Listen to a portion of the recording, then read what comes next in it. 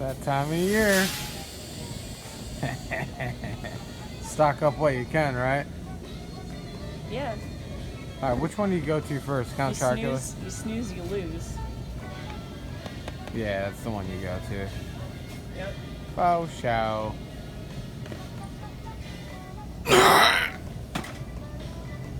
Freshness.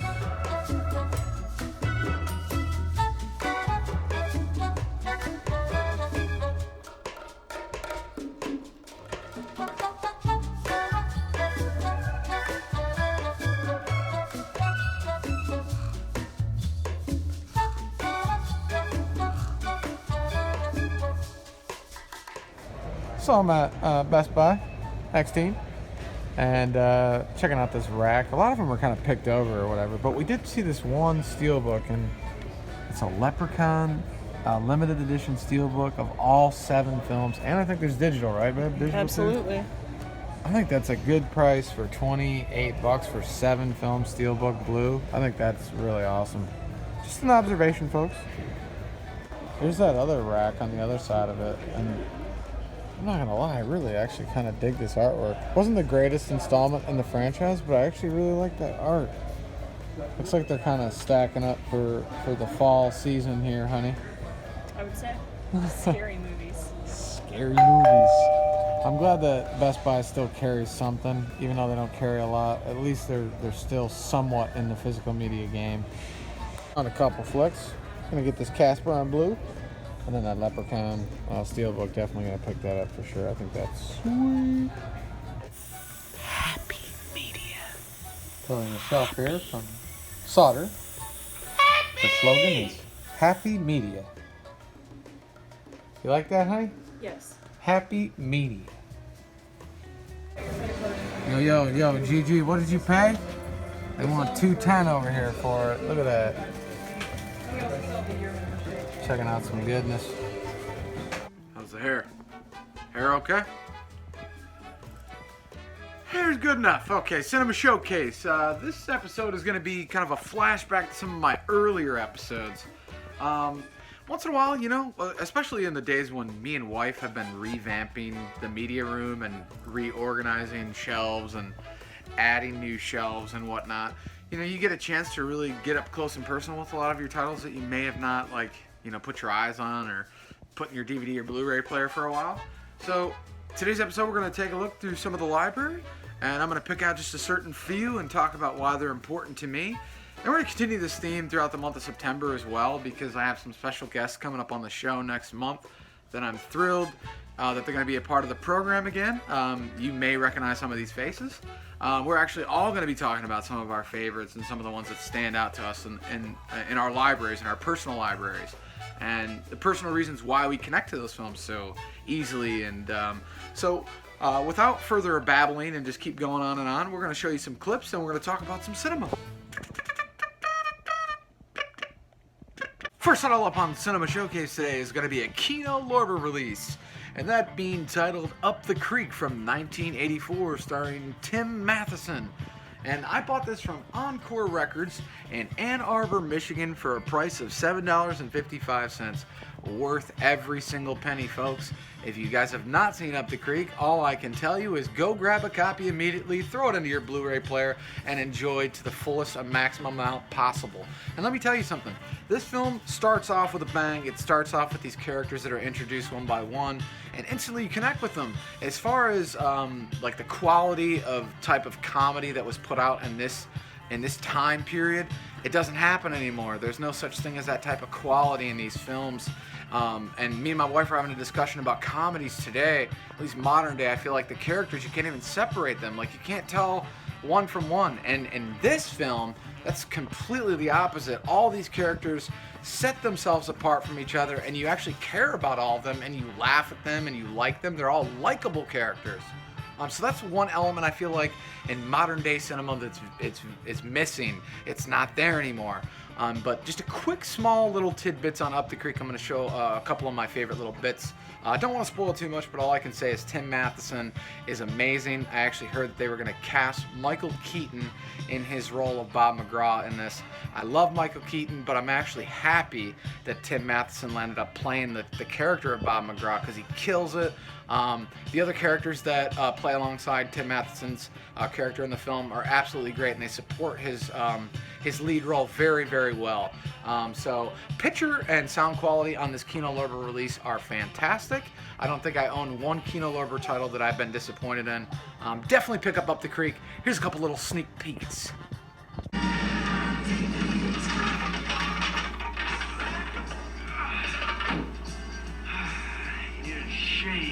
Bath, cup of coffee, good woman. Something told him he'd come to the wrong place. Very good, but do you think we have a chance? Everybody's got a chance, kid. This is America. Take you, for example. Skinny, uncoordinated, got a yellow streak down your back a mile wide. You're anemic, you're dressed like a creep. You got the personality of a mayo and bologna on white. Also do want to mention, if you guys enjoy Up the Creek, score the soundtrack from William Goldstein. The score is absolutely glorious. Hey, you eating all my apples? Save some apples for me, huh? Hey, where you going? Where you going? Hey, get back here.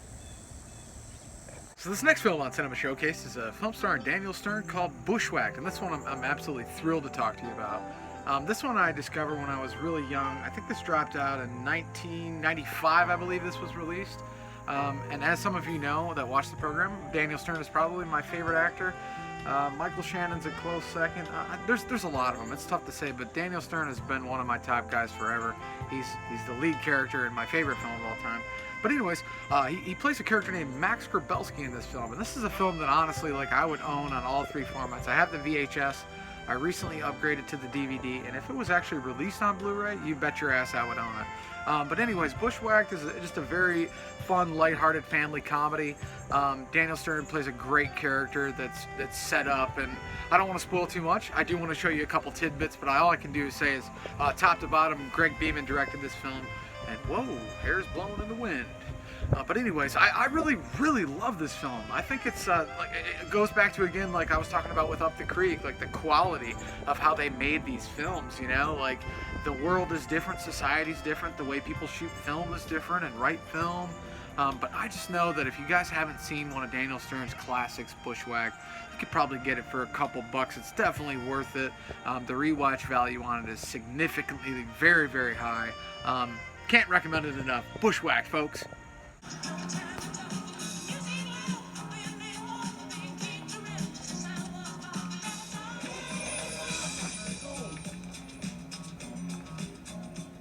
What can I get you, bro? 2 packs of Marlboros, some snowballs, and a jumbo Coke. Person, and they needed to pull in here and relieve themselves. They just said on the TV that Mad Max is heading this way. He's driving a stolen Volvo. A blue Volvo station. What? All right! Hey!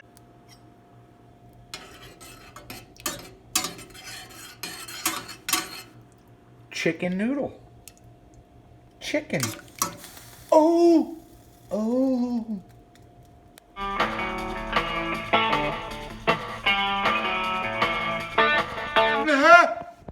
Oh boy. Everybody shake. Everybody groove. Everybody shout. Let's get it grooving, baby. Mary, Mary, you're on my mind. Folks are gone and the places will be mine. Jack, yo! Damn river again, man. Guy named by James Belushi, been one of my be talking about a Touchstone Pictures release by the name of Mr. Destiny. This is my old DVD copy of it. You guys probably remember this artwork upon release. Let's see if I can find the year. I'm gonna guess. I think it's 94, maybe 92. 90. Let's check the Kino release. The Kino release will actually tell us that right away. It's 1990, so it's a couple of years off. But James Belushi, Linda Hamilton, John Lovitz, J.O. Sanders, and amongst others who star in this great film, and I think for many reasons it's great. To me, I think anybody can relate to it as far as a decision you make in your life can lead to another thing. One thing, if you look back on your life and say, hey, if I would have done this differently, then your life would have changed and it would have been something else. And I guarantee everybody in life maybe thinks about stuff like that sometimes. But here I sit in front of me, the Kino Lorber release of Mr. Destiny, and love this film. Michael Caine co-stars along with James Belushi. Don't want to spoil the plot line too much, but what I was talking about thinking about a decision and how much that will affect the rest of your life and your destiny, so to speak. But this is just a great film. It's got a lot of comedic elements, but it's got a lot of heart too, and it's got a lot of intelligence in the way it's written, in the way it's performed and portrayed on screen. James Orr was the composer. Did a fantastic job with the score. I don't know why I couldn't think of the word score, but honestly, orchestra style score, like just beautiful work. You can tell that Disney, Touchstone at the time, put a ton of money into this picture. It was a big budget flick. And like I said, I love the cast of characters. The actors are great. Music supports the film very well. I actually own the soundtrack. Actually featured some of the tracks off that soundtrack by James Orr on the Lewis Switcher Show in previous episodes. Without further ado, we're actually going to be showing you just a couple of tidbits from this film. If you guys haven't seen it, please do pick up the Kino Lorber release. I think it's super affordable. But yeah, like I was saying, this is probably the cover art that you guys remember seeing for this film. But just a great film from the 90s. Even outside of the musical score, the tracks that they used for this film are actually amazing. So I think you guys will have a really good time with this one. Got your message. Problem with something? But yeah, it's the driveway. What's wrong with it? Well, you think maybe we can pave it? Or you can't pave until the mud is all gone. Well, then we just have to get rid of the mud then, right? I don't do mud. You need a mud guy for that. A mud guy. Yes. They have that. Yes, mud guy, yes. Why is it every time you have a mouthful of freeze-dried, your boss walks in on you? Hey, how they hanging, Larry? I'm not interrupting anything, am I? No, Mr. Bumpers, I'm just having my morning coffee. Hey, lay off the Mr. Bumpus crap, Larry. Huh? How many times I gotta tell you? We are both on the same team here. What? She always kisses me. I'm eating.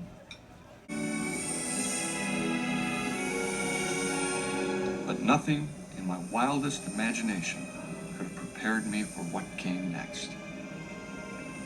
I compare it to a kiss from a rose on the grave. Ooh, the more I get a feel. There used to be a great tower alone on the sea. Come on, guys. You became the light on the dark side of me. Till love remains a drug that's high now. People know that song by Seal from Batman Forever? No more. You're going to know it from this film. That film is going to be Vacation. Now, I'm sure about 100% of you already know that Vacation was rebooted. I would call it a reboot, but honestly, I don't support a ton of reboots or remakes, but I gave this one a chance because I'm a huge fan of the Vacation franchise. I mean, who doesn't like the Griswolds? They're in every household in America as far as I'm concerned, especially at Christmas time. But this is perfect to talk around summertime. Wrapping up the summer season, but I actually really liked Ed Helms' portrayal of Rusty Griswold in this, and I love the fact that Clark and Ellen Griswold show up in this, and Christina Applegate's always awesome in anything she does, and honestly, there's some crude bits in here that I thought they could have done without, but it's it's made in the modern era. You know, I think it came out 5 or 6 years ago or something. But honestly, I really did enjoy it for what it was worth. You know, there was a lot of laughs. Ron Livingston shows up and has like this antagonist little battle with Ed Helms. You know, Rusty's character. Oh my gosh, there's some really brilliant bits in this. I saw this in the theaters, and I from what I know, it bombed theatrically. But honestly, highly recommended. Enjoy a couple of clips. That's a 2015 Tartan Prancer. Did you say tartan? Yeah, Tartan's the Honda of Albania. Why'd you get an Albanian car, Dad? Well, it turns out renting a family car on Memorial Day weekend doesn't leave you with a lot of options. Come on.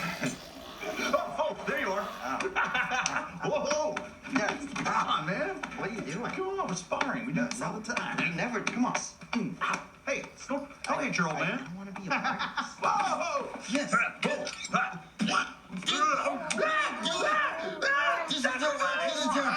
Dad, got me. Stop. Well, how would we even get to Wally World? We don't have a car. Hey, come on. You leave that to me. Thank you guys for watching the show, as always. Hope you guys enjoyed some of the Cinema Showcase titles that I picked out, just to kind of showcase and shine a light on. But I did want to shine a light on a fellow YouTuber, tubers, I should say. Husband and wife, Mr. Joe Martinez. Really been enjoying this cat's videos. Him and his wife pick up a ton of stuff, and I really enjoy the quality of show that they put out. And for a couple episodes back, I did a show called Good People Meet Good People, and I truly believe that. So much love to you. We are sending a mystery box to Mr. and Mrs. Martinez very shortly, in exchange as they're sending us one. So look forward to an unboxing between my wife and Mr. Martinez and his wife in the future. Thank you guys so much for watching the show.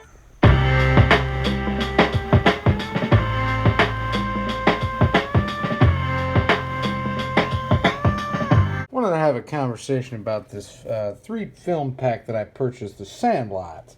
I have not seen the sequels yet, but I wanted to go over and rant about this packaging. Because, I mean, not only is the case recyclable, but the tray itself is like, you know, broke, and a couple of the discs inside were scratched because of the disc tray came out. And I realize that this isn't like one of the most expensive or, you know, sought out releases or anything like that, but really wanted to enjoy the films. But the fact that they, you know, brand new factory sealed came damaged, a little upsetting. What a cheap, flimsy piece of junk.